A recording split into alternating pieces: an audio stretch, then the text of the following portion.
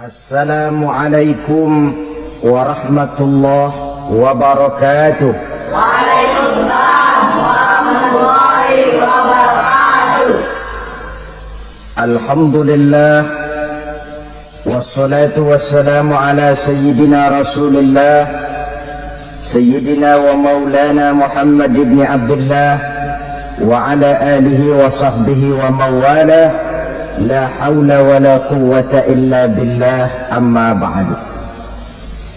Bapak-bapak, ibu-ibu, saudara-saudara kaum muslimin rahimakumullah. Rumah tangga bahagia menurut agama kita. Sebagaimana yang sama kita maklum bahwa manusia hidup memerlukan idola, memerlukan figur-figur yang akan dijadikan contoh di dalam kehidupannya. Sifat ini dinamakan hubbut taklid atau kecenderungan untuk meniru, dan nampak lebih menonjol pada kehidupan anak-anak remaja atau para pemuda. Siapa yang menjadi idolanya, siapa yang menjadi sentral figur dalam kehidupannya, itulah yang akan dijadikannya sebagai contoh. Kalau idolanya adalah Mick Jagger misalnya, maka tentu yang akan dicontohnya adalah Mick Jagger. Mulai gaya rambutnya, gaya pakaiannya, sampai kepada gaya jalan dan hidupnya. Soal pantas atau tidak pantas urusan nomor 16. Yang penting nyontoh dulu. Inilah kecenderungan daripada manusia. Bagi kita umat Islam, contoh ideal, figur sentral yang sepatutnya jadi idola tidak lain adalah junjungan kita Nabi besar Muhammad sallallahu alaihi wasallam. Beliau menjadi contoh dan panutan oleh karena kepribadiannya yang kompleks. Sejak dari seorang pemimpin negara yang adil sampai kepada seorang jenderal yang gagah berani di medan perang, sampai kepada seorang diplomat yang ulung, pedagang yang jujur, suami yang bertanggung jawab, ayah yang penuh kasih sayang dengan anak-anaknya, dan di dalam keseluruhannya beliau merupakan uswatun hasanah.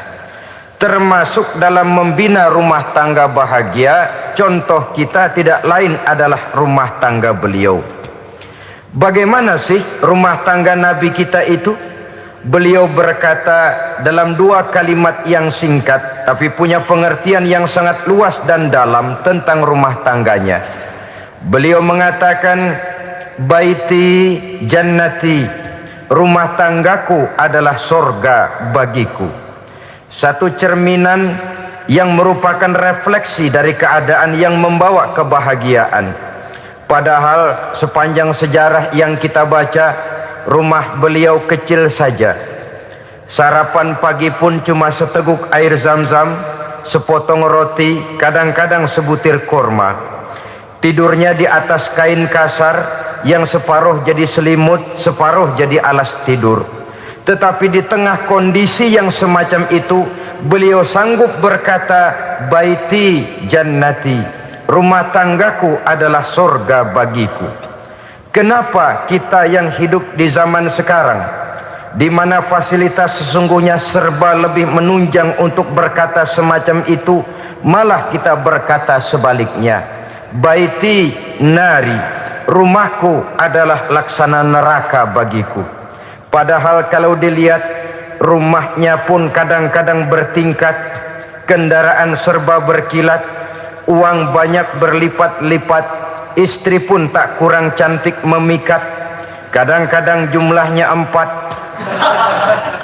Tapi tiap hari kiamat tidak ada ketenangan dan ketentraman di rumah tangga.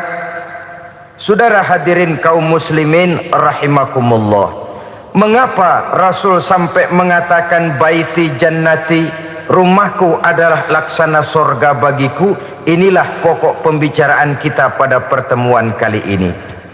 Sebagaimana yang kita maklum bahwa nikah dalam pandangan Islam bukan hanya sekedar untuk memenuhi kebutuhan biologis manusiawi, tidak hanya sekedar untuk memperkembangbiakkan keturunan, dan juga tidak pula untuk memperturutkan hawa nafsu.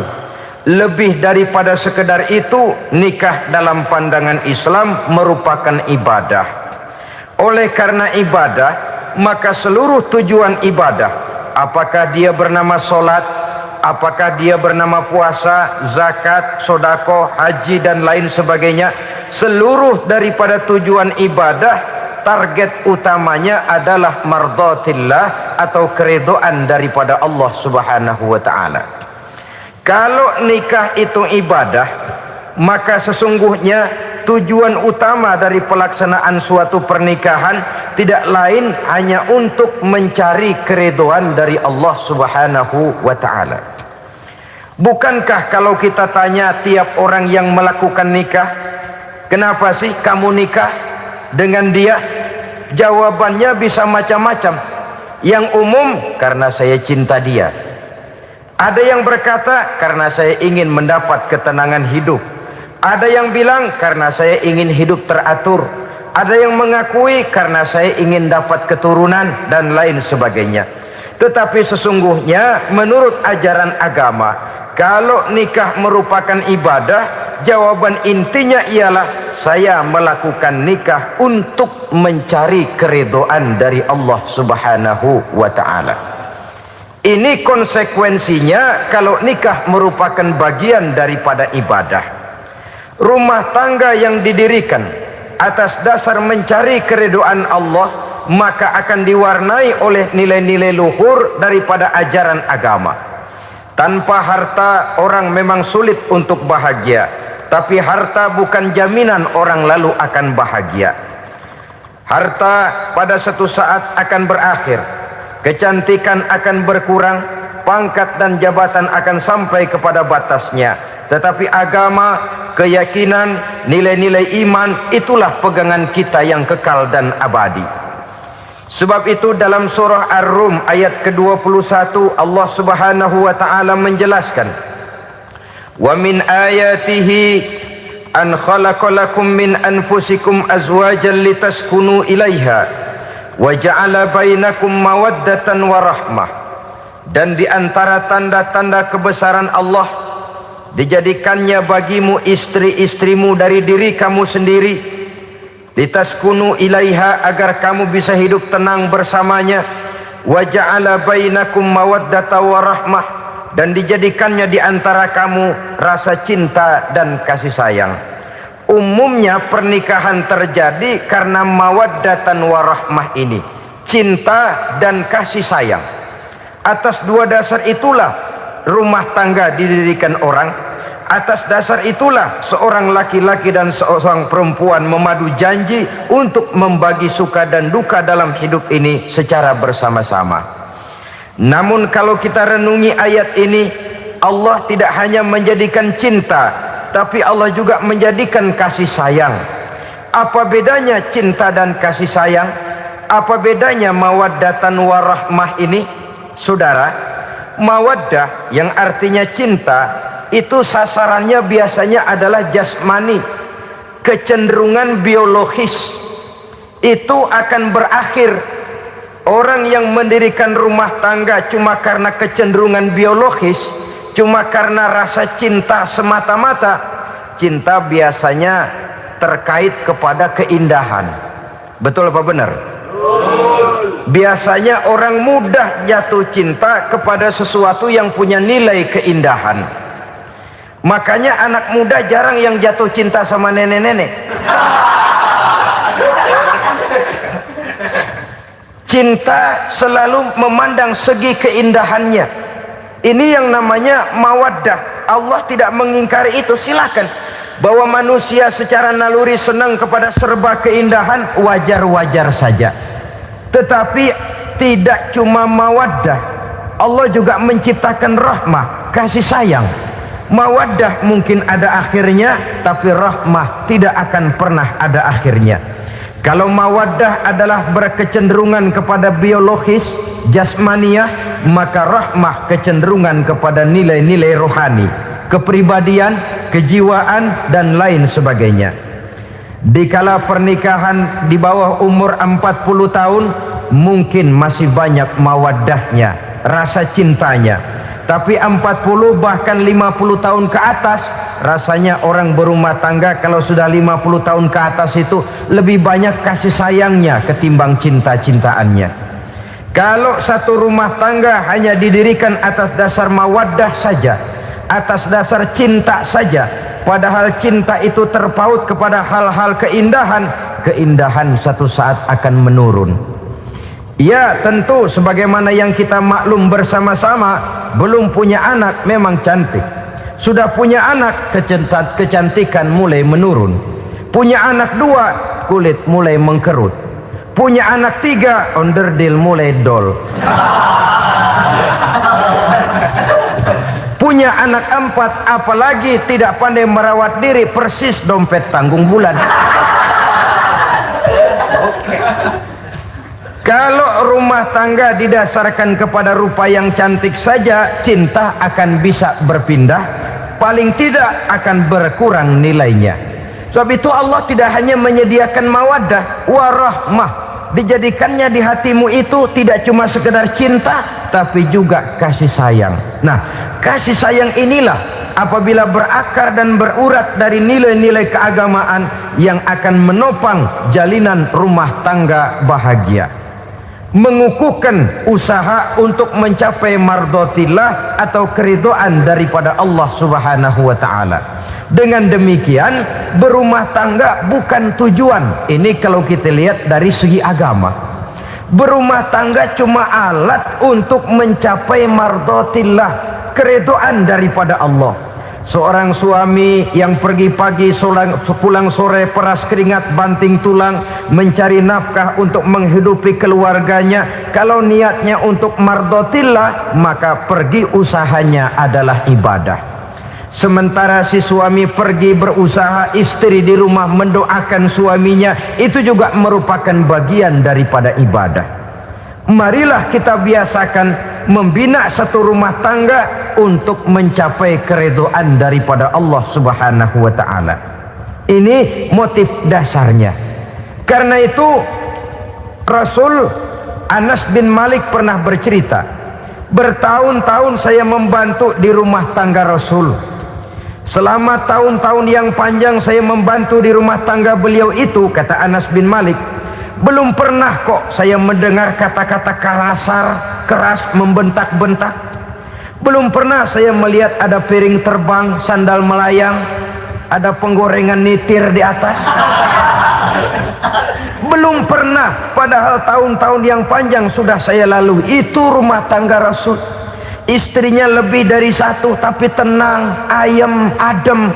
Walaupun gosip selalu ada. Ini loh ya, namanya hidup berumah tangga. Jangankan rumah tangga kita manusia biasa, rumah tangga Rasul pun tidak luput dari gosip yang kita kenal dengan hadisul ifki itu. Itu sampai tercatat dalam sejarah. Tetapi yang jelas dengan istri yang lebih dari 1, rumah tangganya tenang, tentram, adem.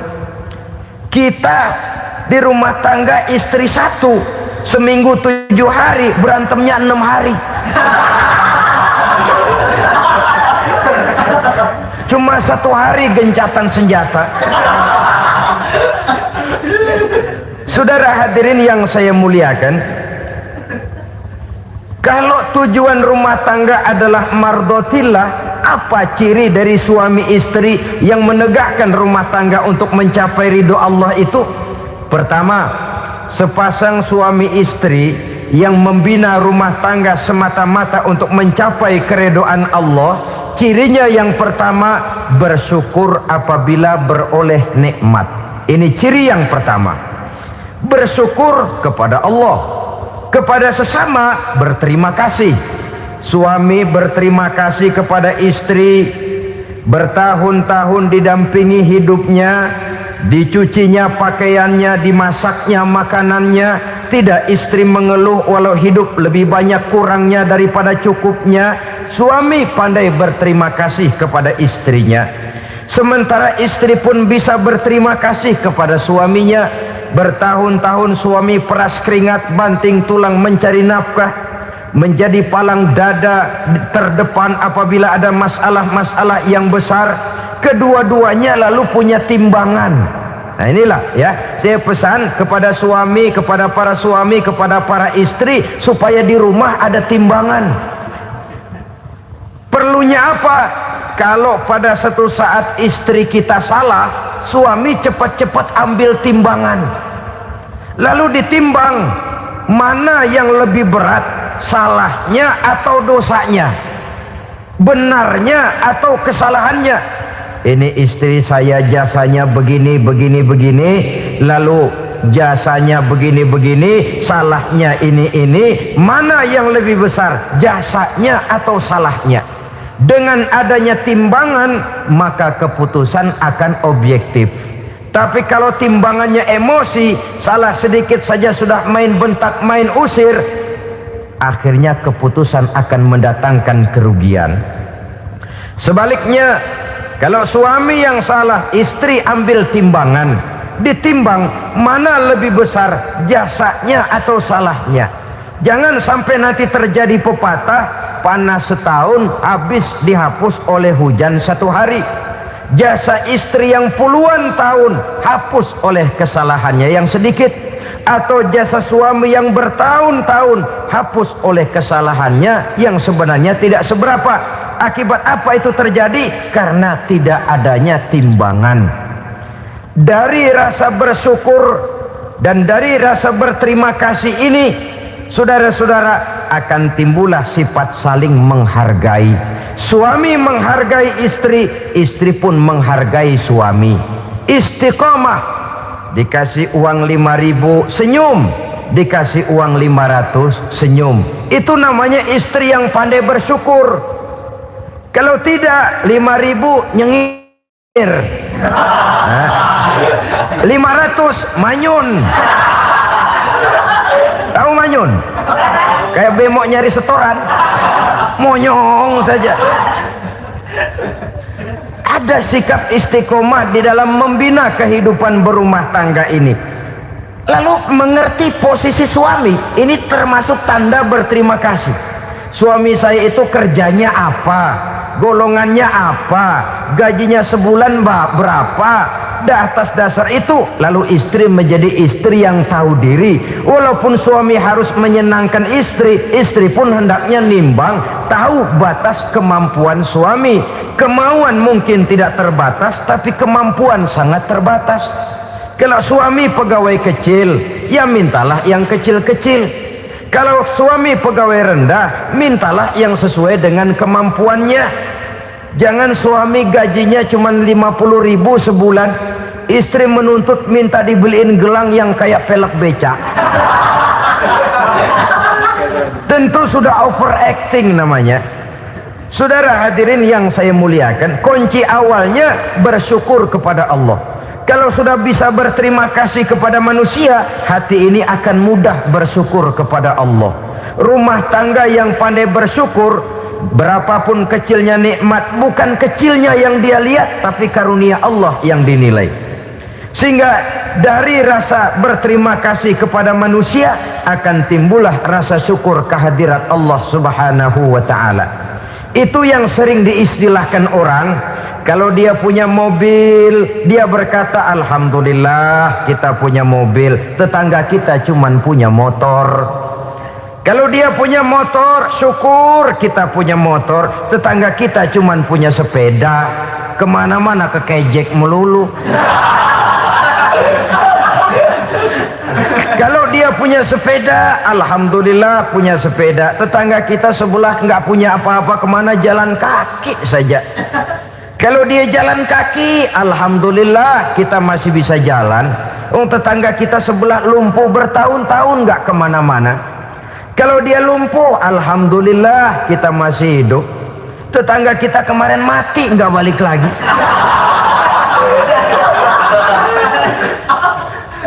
Lalu akan timbul rasa syukur. Tapi kalau sudah lumpuh ngelihat yang bisa jalan ngelihat yang naik sepeda, yang punya sepeda lihat yang punya motor lihat yang punya mobil lihat yang punya pesawat. Kapanlah kita ini pandai bersyukur? Sebab kesenangan seperti pelangi, tidak pernah di atas kepala kita, selalu kelihatannya di atas kepala orang lain. Sehingga kalau ngobrol orang sering bilang, lu sih enak lo gue lihat, gue keblangsak amat nih ya. Setiap orang ngomong kepada kita begitu nadanya. Kita yang dilihat enak, sementara kita melihat orang lain enak. Tukang tahu melihat tukang tempe enak, tukang tempe melihat tukang tuak enak, tukang tuak bilang tukang sirsak enak. Enak itu seperti pelangi. Namun kalau kita mau merenungi, tidak pernah Allah berhenti memberikan nikmat kepada kita. Sejak kita bangun tidur sampai kita tidur kembali, bahkan tidur itu sendiri, seluruhnya tidak pernah putus dari nikmat Allah. Bahagia ada di gubuk reot, bahagia ada di rumah mewah, bahagia ada di hati kopral, bahagia ada di hati jenderal, di gunung dan di kota, di hutan belantara dan di desa, di keheningan malam atau di keramaian siang. Kalau kita mau mencari, bahagia selalu ada. Tapi hati yang tidak pandai bersyukur, bagaimanapun banyak kebahagiaan yang meliputi hidupnya, dia tidak akan pernah pandai mensyukurinya. Maka berterima kasihlah kepada istri, berterima kasihlah kepada suami, bersyukurlah kehadirat Allah Subhanahu wa ta'ala. Saya sering mengatakan, ibu-ibu walaupun suaminya itu jelek, mukanya rebek, matanya belek, hidungnya pesek, potongannya brengsek, kalau memang merupakan suami, tepuklah dada, suamiku adalah Arjunaku. Asik. Sebaliknya, seorang suami bagaimanapun kondisi istrinya, kalau itu memang jodohnya, beranilah berkata, istriku adalah Romeoku, istriku adalah Julietku, atau istriku adalah Sri Kandiku. Biarin pengkor ya pengkor, gak ada urusan. Mensyukuri. Kalau tidak mensyukuri, yang timbul lalu sesalan. Kalau sudah sesalan, mudah umpat mengumpat, caci mencaci dalam rumah tangga, lalu terjadilah kegaduhan. Ketenangan sulit kalau sudah tidak ada unsur saling menghargai itu. Lebih celaka lagi kalau sudah mengarah kepada penyesalan. Kata istrinya, bang gue nyesel kawin sama lu. Suami digituin mungkin gede kepalanya. Kalau lu nyesel apalagi gua, makin nyesel. Iya, coba pikir bertahun-tahun kita berumah tangga, memangnya abang bisa beliin apa sama saya? Itu juga gerobok kalau nggak ngeridit bang. Kalau nggak ngeridit, memangnya kamu bayar kreditan pakai daun pisang? Saudara hadirin yang saya hormati, ini saya tekankan kepada ibu-ibu karena penyakit perempuan umumnya. Pernah Rasul itu pulang Isra Mi'raj cerita, saya pulang Isra Mi'raj diperlihatkan neraka. Neraka ya Rasul? Lalu bagaimana? Saya lihat kok isinya kebanyakan perempuan. Perempuan. Laki juga tidak sedikit. Cuma kebanyakan kok perempuan. Apa perempuan tidak sholat ya Rasul? Sholat. Tidak puasa? Puasa. Tidak ngaji? Rajinan dia sama suaminya. Tapi kenapa lebih banyak di sana? Rasul berkata, hunna yakfurnal ashir. Penyakit umum dari perempuan tidak pandai berterima kasih kepada suaminya. Ini rupanya penyakit umum dari tahun atu. Saudara hadirin yang saya muliakan, jadi rumah tangga yang didirikan atas dasar mencapai ridho Allah, maka kelihatan dari pasangan suami istri menjadi orang yang pandai bersyukur terhadap nikmat. Bukankah dalam surah Ibrahim ayat 7 Allah berjanji, la in syakartum la azidannakum wa la in kafartum inna azabi lasyadid. Kalau kamu pandai bersyukur, aku tambah nikmatku. Kalau kamu ingkar, tidak mau bersyukur, azabku itu hebat dan pedih. Rumah tangga yang suami istrinya tidak bersyukur disiksa oleh perasaannya sendiri. Tetangganya dapat nikmat, dia yang meriang. Tetangganya dapat kesenangan, dia yang sakit hati. Dia tidak melihat nikmat yang diberikan kepadanya, nikmat yang orang lain punya aja yang diincar. Nikmat orang lain aja dihitung-hitung. Tangga kita si Ano no, baru habis beli Ano, yang sebelah belilir habis beli kukusan. Cuma sekedar kukusan saja. Orang lain beli apa-apa jadi bahan diskusi di rumahnya. Orang lain saja yang diusut. Timbul dendam kesumatnya, timbul hasutnya. Dia tidak bersyukur dengan nikmat yang ada dalam rumah tangganya. Isi rumah tangga semacam itu disiksa oleh perasaan hasutnya sendiri. Jauh dari kebahagiaan, kering hatinya, miskin jiwanya, merana batinnya. Kalau sudah ke sana, jauhlah rumah tangga dari pantulan sinar kebahagiaan. Saudara-saudara, kita lihat rumah tangga Rasul. Dari rumah yang kecil, dari tempat tidur yang sarapnya kain kasar, separuh jadi selimut lagi, keluar ucapan baiti jannati. Kenapa? Beliau orang yang pandai bersyukur kepada Allah, bisa berterima kasih kepada istri-istrinya, dan istrinya pun pandai berterima kasih kepada Rasul dan bersyukur kehadirat Allah Subhanahu wa taala. Maka nikmat lalu bertambah. Makin kita syukuri nikmat, makin tambah itu. La azidannakum, janji Allah, pasti aku tambah nikmatku kepadamu jikalau kamu pandai mensyukurinya.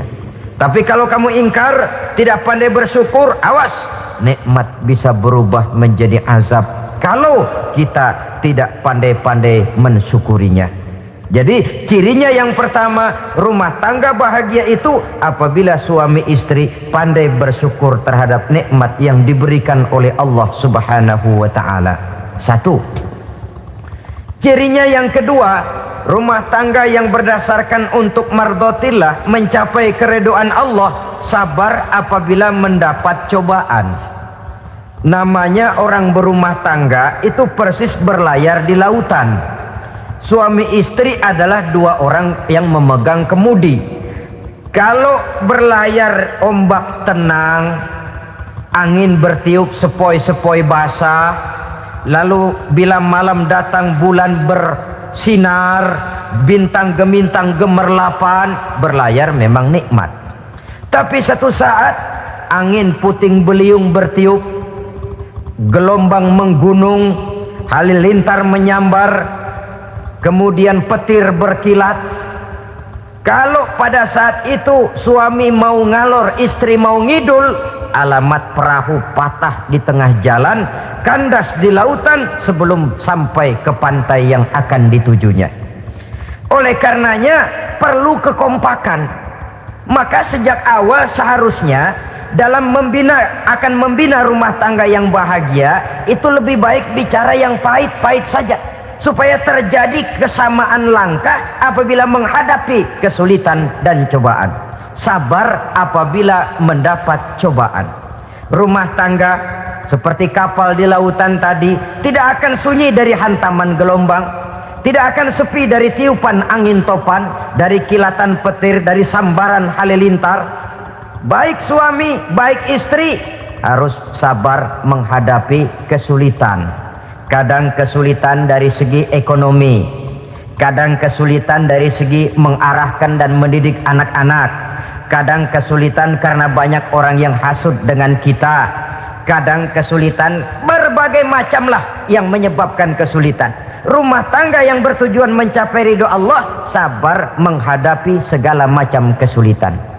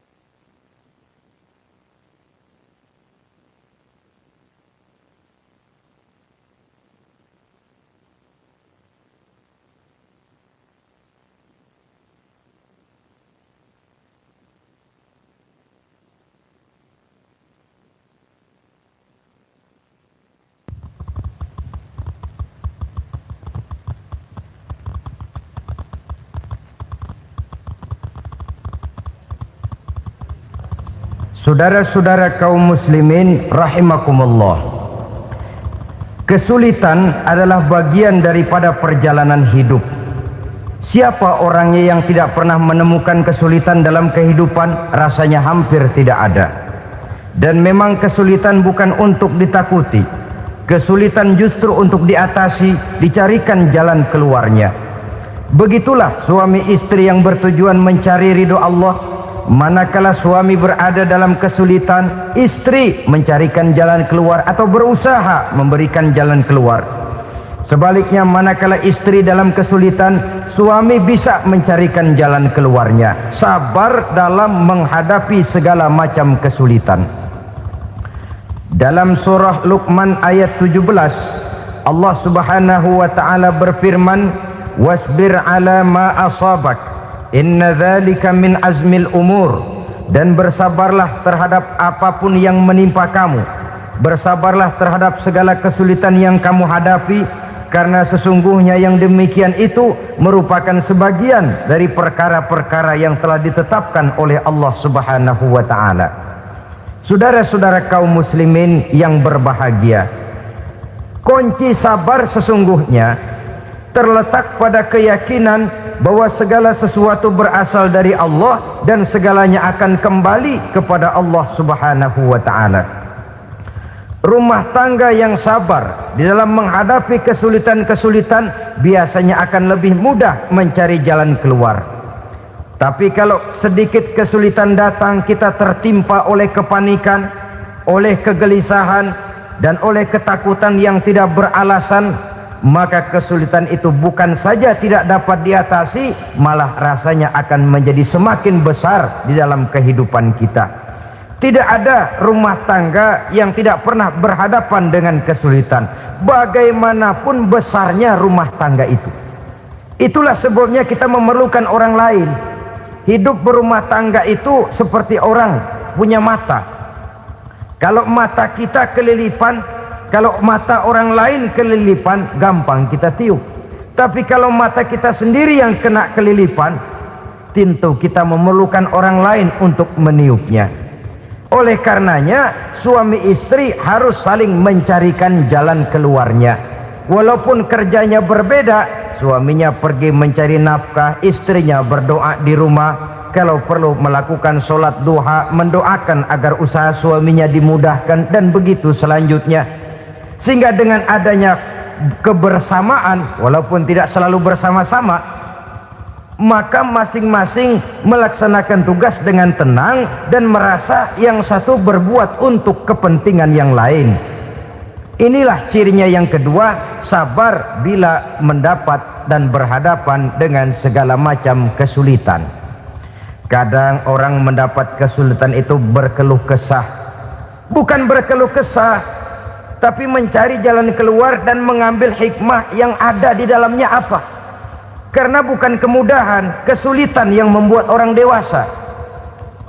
Bukan kemudahan, tapi kesulitan yang membuat orang berpikir dinamis, kreatif. Kalau seluruh jalan yang kita tempuh mudah saja, gampang saja, rasanya monoton kita ini. Kehilangan dinamika dalam perjuangan. Kesulitan yang membuat orang matang, kesulitan yang menempa kepribadian untuk lebih dewasa menghadapi bahtera kehidupan, membuat pandangan makin arif, wawasan makin luas, dan analisa semakin tajam. Sama saja dalam hidup. Sesungguhnya pujian sering menjadi racun, dan caci maki kalau kita tanggapi secara positif sering membuat kita makin dewasa.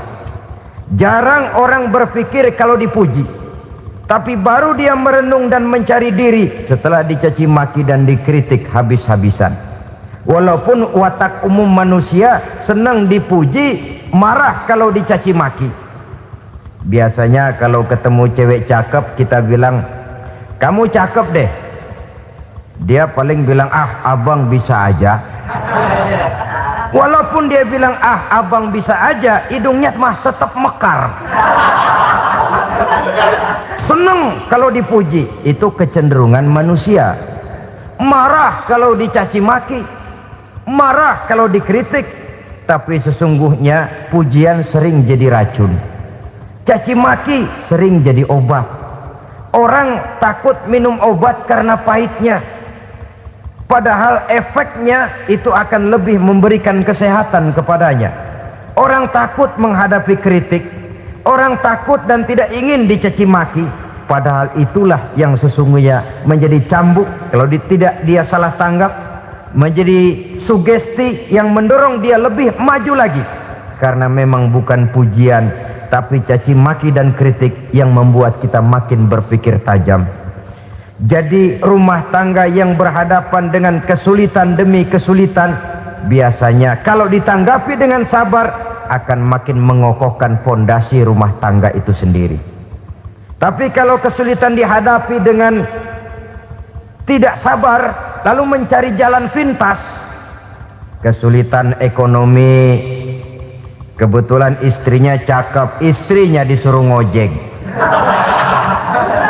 Dah lu ngojek aja deh,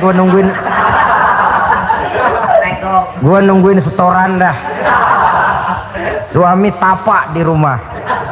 Saudara hadirin yang saya muliakan, buat sepintas memang mendatangkan materi itu mengatasi kesulitan ekonomi, tapi apakah bahagia? Walaupun rumah bisa jadi besar, perabotan bisa serba lebih lengkap dan ada, tapi apakah semuanya mendatangkan bahagia? Sementara suami kehilangan rasa cemburunya, dan dalam agama itu disebut dayus. Dayus, suami yang tidak punya rasa cemburu kepada istrinya. Dan orang dayus kayak begitu haram mendapat bau sorga. Bau sorga saja tidak dapat, apalagi masuk ke dalamnya. Ya tapi juga jangan lantas mentang-mentang harus cemburu sama istri, overacting.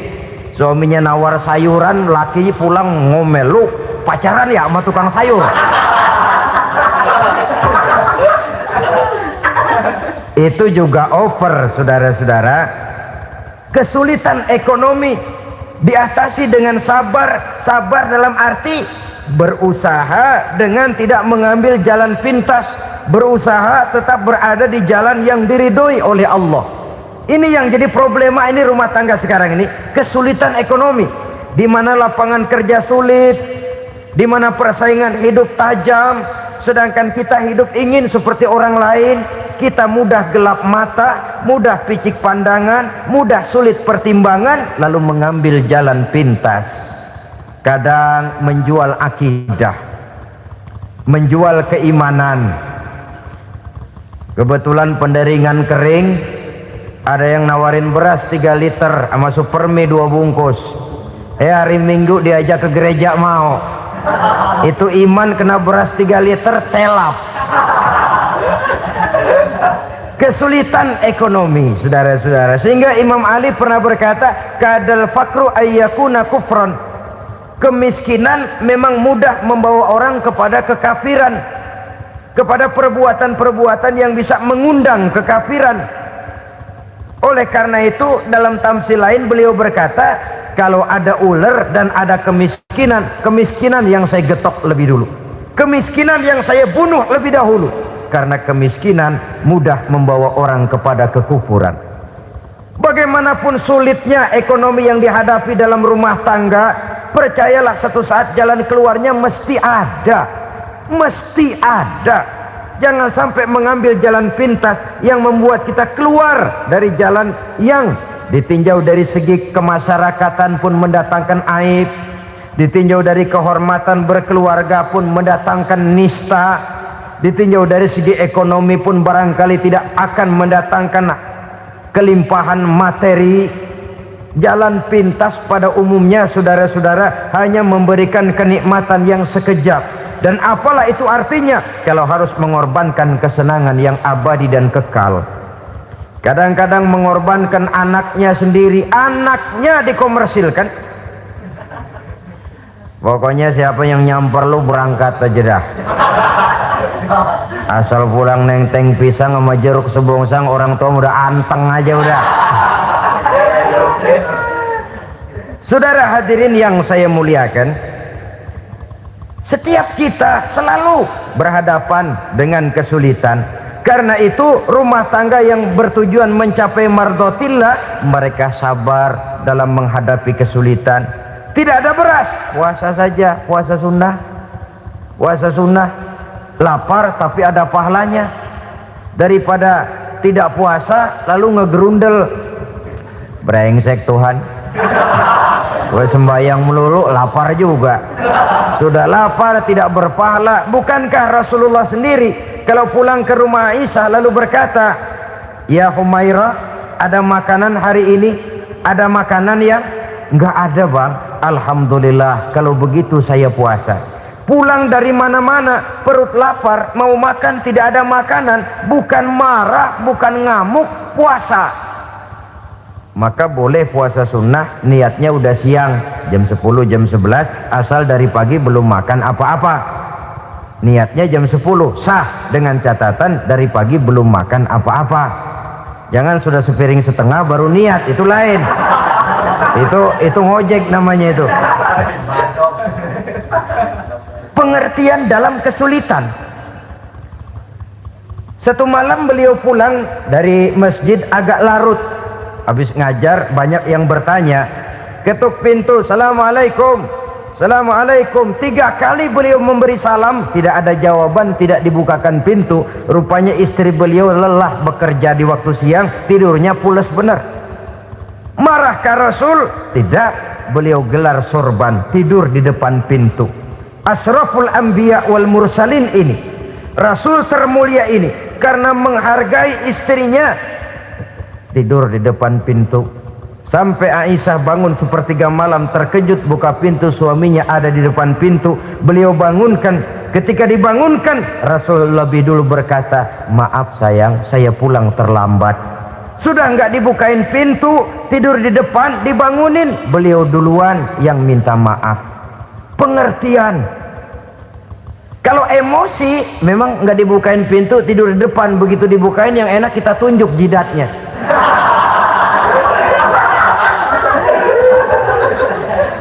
Saudara hadirin yang saya muliakan, kesulitan di dalam kehidupan merupakan bagian daripada kehidupan. Bukan untuk ditakuti, tapi untuk diatasi. Bukan untuk dihindarkan, tapi dicarikan jalan keluarnya. Hadapilah kesulitan dengan baik sangka kepada Allah, dengan lapang dada, dan dengan tetap bersabar menghadapinya. Kenapa? Karena tujuan kita mendirikan rumah tangga, mencapai ridho Allah. Kalau anak kita perjualbelikan, kalau istri kita komersilkan, kalau akidah kita jual untuk mempertahankan rumah tangga, bukankah makin jauh saja rumah tangga itu dari ridho Allah? Ini tujuan utamanya. Yang ketiga, rumah tangga yang bertujuan mardotillah itu, suami istri yang merupakan fondasi di rumah tangga, suami sebagai pemimpin, istri sebagai pembina, selalu musyawarah dalam menyelesaikan persoalan. Walaupun istri ditakdirkan sebagai pemimpin dan suami sebagai pemimpin dan istri yang dipimpin, tapi agama menganjurkan musyawarah. Jangan mentang-mentang istri nyari duit, suami nyari duit, lalu menteleng. Segalanya mau diktator, segalanya mau sendiri. Rumah tangga yang bertujuan mencapai ridho Allah selalu didirikan atas dasar musyawarah. Sehingga apabila sesuatu itu dihasilkan dari suasana musyawarah, tidak akan melahirkan penyesalan di belakang hari. Kalau tidak berjalan menurut seleranya masing-masing, belakangan timbul penyesalan, akhirnya main salah menyalahkan. Kalau sudah saling salah menyalahkan, itu artinya sudah saling mengungkit kekurangan masing-masing. Akibatnya tidak ada lagi saling menghargai.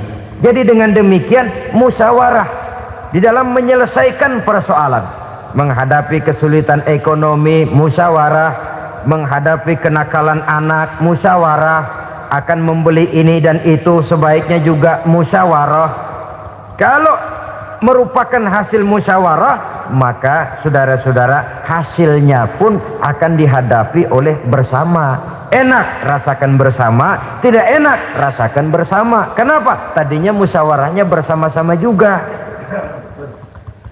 Lah kalau hasil sendirian, giliran enak mungkin yang satu mau ikut, Giliran tidak enak, yang satu nuding, gua kata juga apa?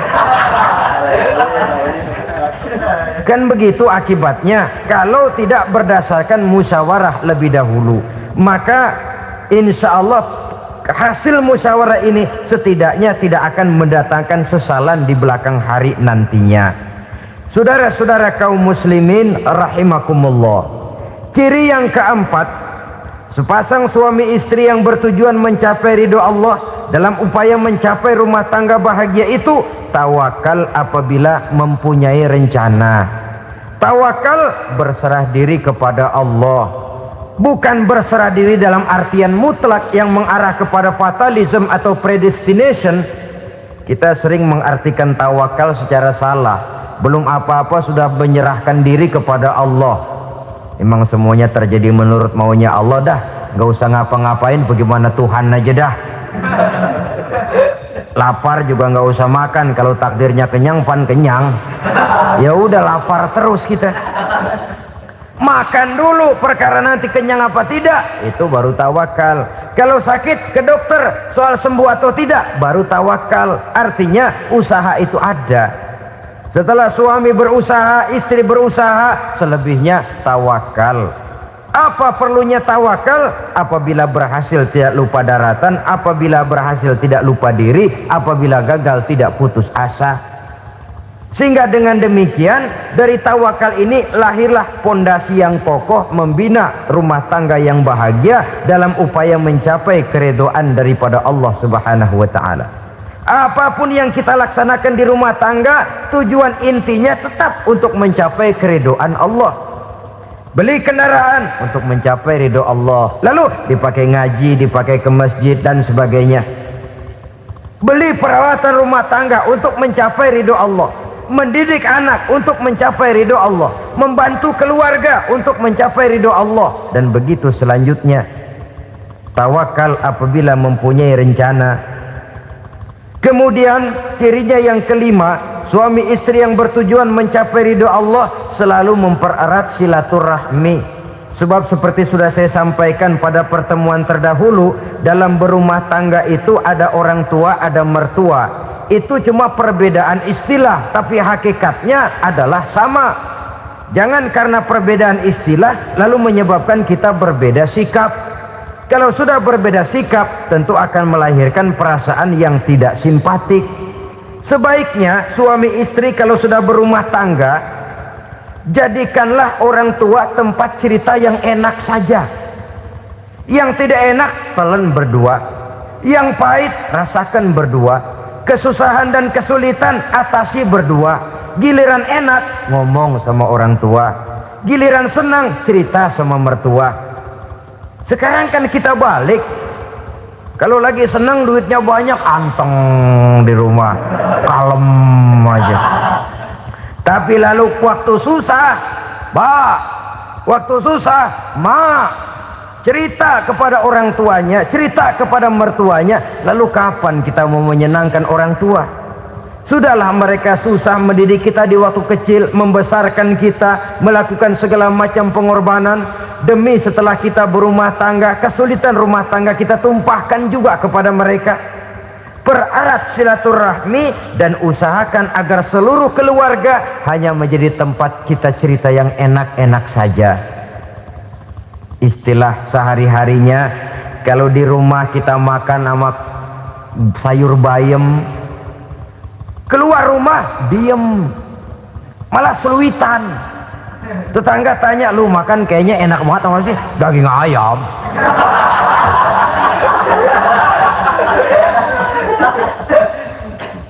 Lalu tetangga kan akan berbisik, itu makannya tuh orang enak bener ya, rumah tangganya tiap hari makan sama daging ayam.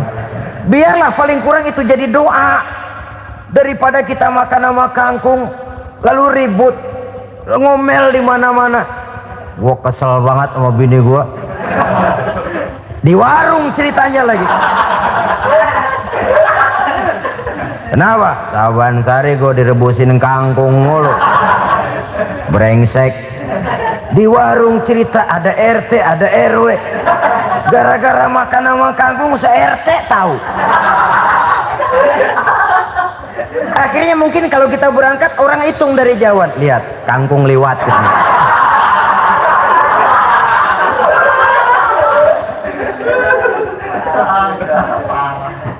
Bisa menjaga yang disebut security informasi, rahasia rumah tangga. Bahkan pernah saya berikan contoh karena ingin menghargai, suami beliin kain batik buat istrinya. Istri tahu begitu sepintas, nih kain jelek nih, tapi karena mau menyenangkan suaminya dia bohong. Bagaimana bu, kain yang bapak beliin? Aduh bagus bener pak, bagus sekali itu kain. Warnanya pak emang yang model begitu tuh. Tetangga kita mana ada yang pakai kain begitu pak. Ya emang nggak ada, jelek. Menghargai. Sebab kalau waktu itu si istri jujur, yang timbul sakit hati suami. Bagaimana bu kain yang saya beliin? Goblok lo. Kain begitu dibeliin di pasar juga banyak 1.400, campur odol lagi. Sudahlah, suami punya niat baik, sampai rumah digoblok-goblokin, tidak ada lagi rasa saling menghargainya. Begitu pentingnya mempererat silaturahmi ini, sampai Nabi berpesan, isnani la yanzurullahu ilaihima yaumal qiyamah qati'ur rahim wa jarus su. Ada dua golongan manusia yang di akhirat nanti tidak akan dilihat oleh Allah, tidak akan diopeni oleh Allah, didiemin aja. Siapa mereka? Pertama, orang yang suka memutuskan silaturahmi. Yang kedua, tetangga yang jahat dengan tetangganya. Dua golongan manusia ini, pemutus silaturahmi, kemudian juga tetangga yang jahat dengan tetangganya, ini tidak akan dipandang oleh Allah di hari akhirat nanti. Jadi pererat silaturahmi, sebab kita ini zon politiken, makhluk yang bermasyarakat, yang tidak bisa hidup sendirian. Setiap kita memerlukan orang lain. Kita disebut kaya karena ada yang miskin, kita disebut alim karena ada yang awam, kita disebut berkuasa karena ada rakyat jelata. Tanpa rakyat tidak ada penguasa, tanpa yang miskin tidak ada orang kaya. Kalau tidak ada yang jelek, siapa yang bilang cakep? Karena ngimbangi. Saudara hadirin, atas dasar ini mestinya kita selalu bersyukur dalam segala posisi, tidak lalu salah terima kepada karunia yang diberikan Allah kepada kita. Saudara hadirin yang saya hormati, pererat silaturahmi, jadikan orang-orang tua kita tempat kita cerita yang enak-enak saja. Yang tidak enak, telan sendiri, usahakan sendiri, carikan jalan keluarnya sendiri. Setidaknya ya diam sajalah. Kalau belum bisa membalas budi baik orang tua, setidaknya jangan menyakiti hati orang tua kita. Sudah lelah dan payah dia mengasuh kita, membesarkan kita, merawat kita, demi setelah kita berumah tangga, seluruh kesulitan kita bawa lagi kepadanya. Karena itu buat para istri juga ini perhatian, kalau dimarahi suami jangan cepat-cepat pulang ke rumah orang tuanya. Nggak boleh diomelin dikit, main buntal aja. Gua pulang dah, pulang. Sampai sana cerita habis-habisan, dikucek kejelekan suaminya. Nanti 2-3 hari balik aja lagi, kan nggak lucu jadinya. Saudara hadirin, begitu juga suami mencaci maki habis istrinya, 2-3 hari baik aja lagi. Konyol, istrinya sudah dicaci maki habis-habisan, dijeleki leluhur-leluhurnya, 2-3 hari baik lagi, mesraan lagi. Kata bininya dalam hati, gua lu jelekin juga, lu pakai juga, kayak.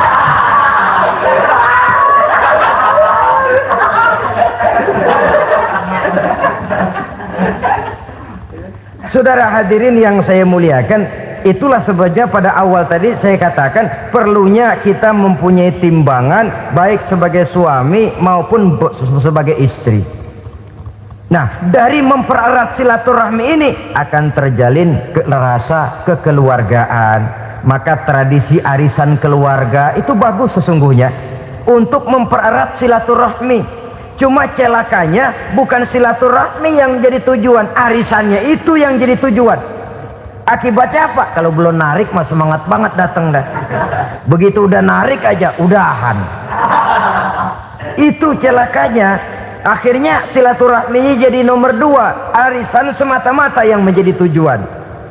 Sesungguhnya itu bagus untuk mempererat silaturahmi. Karena kalau kita dengan kita sesama saudara sudah tidak saling mau mengenal, bagaimana dengan anak-anak kita? Bagaimana dengan cucu-cucu kita? 2-3 generasi yang akan datang tentu akan lebih saling tidak mengenal lagi. Baiklah ya, yang keenam, suami istri yang bertujuan untuk mencapai keridhaan Allah itu selalu berusaha tolong menolong di dalam kebajikan. Sebab Allah pesankan itu di dalam Al-Maidah ayat 6, wa ta'awanu 'alal birri wat taqwa wa la ta'awanu 'alal itsmi wal 'udwan. Bertolong-tolonganlah kamu di dalam kebaikan, di dalam bertakwa kepada Allah. Jangan bertolong-tolongan di dalam maksiat, di dalam dosa, dan di dalam usaha yang menimbulkan permusuhan. Kalau suami marah kepada seseorang, istri jangan ngipasin. Oh bang, yang begitu mah dibayain tuman. Bu, udah habisin aja dah. Anak-anaknya marahin sekalian. Ngipasin. Istri kesel sama tetangganya, suami ngipasin. Emang tuh tetangga kita, hahu. Habis orang dikipasin. Ta'awanu 'alal birri wat taqwa, bertolong-tolonganlah di dalam kebaikan. Istri malas ngaji, suami mendorong, memberikan sugesti. Suami malas berusaha, istri memberikan sugesti. Saling tolong menolong di dalam kebaikan dan takwa, dan jangan tolong menolong dalam dosa dan permusuhan. Kata suami, Bu, daripada kita melarat terus hidup, kita piara tuyul yuk. Kata istrinya, nah ini sudah menyimpang bang. Bersabarlah, bagaimanapun insya Allah kita tidak akan mati kelaparan. Piara tuyul itu nanti jadi pindah akidah, merusak iman, berteman dengan setan. Apalah artinya kekayaan dan kesenangan sebentar kalau harus mengorbankan kekayaan dan kesenangan yang abadi. Ini sudah alal ismi wal udwan, sesuatu yang mengandung dosa. Saudara hadirin yang saya hormati, kemudian yang keenam, berbaik sangka. Baik suami maupun istri sama-sama saling berbaik sangka. Suami melepas istri, istri melepas suami dengan hati yang ikhlas. Suami meninggalkan istri di rumah dengan jiwa yang bersih dan rasa yang aman. Ada rasa baik sangka, dan ini modal dasar. Kalau sudah dilandasi oleh buruk sangka, tentu yang lahir nanti adalah perasaan-perasaan yang tidak baik. Akibatnya sangat tidak menguntungkan. Inilah beberapa ciri dari rumah tangga yang didirikan atas dasar mardhatillah, mencapai keridhaan dari Allah. Nanti akan menyusul tujuan berikutnya, diantaranya mendapat keturunan, diantaranya lagi mendatangkan gairah untuk lebih berusaha mencari rezeki karena sudah merasa punya tanggung jawab berupa anak dan istri. Mempererat silaturahmi itu cuma tujuan-tujuan sekundernya saja. Tujuan primernya kita melakukan suatu nikah untuk mencapai keridhaan dari Allah Subhanahu wa ta'ala. Silakan punya istri cantik, kaya, tapi tujuan utamanya kita membina rumah tangga untuk mencapai ridho dari Allah. Karena itu dasarnya mawaddatan warahmah. Jangan cuma cinta, tapi juga kasih sayang. Cinta, kecenderungan kepada jasmani akan berakhir, tapi kasih sayang, kecenderungan kepada rohani, makin tua malah makin erat, makin tua malah makin mesra. Sehingga kadang kita menampak kakek-kakek dan nenek-nenek lagunya kayak pengantin baru. Apa cinta-cintaan? Tidak. Bagaimana kakek-kakek sama nenek-nenek harus bilang I love you? Yang masih ada itu waktu itu mawaddah, kasih dan sayang. Itu yang akan kekal, itu yang akan abadi. Tanpa materi orang sulit untuk bahagia, tapi materi semata bukan jaminan orang untuk bahagia. Nah, ciri yang terakhir dari rumah tangga yang bertujuan mencapai ridho Allah, sinar agama kelihatan di dalamnya. Baik suami maupun istri sama-sama orang yang taat melaksanakan ajaran agama. Saudara, Mudah-mudahan walaupun singkat dapat menjadi sumbangan moral dalam kita mewujudkan rumah tangga yang bahagia menurut contoh yang diberikan oleh Rasulullah sallallahu alaihi wasallam. Terima kasih atas perhatian saudara. Mohon maaf atas segala kekurangan. Usikum wa nafsi bitaqwallah. Wassalamualaikum warahmatullahi wabarakatuh.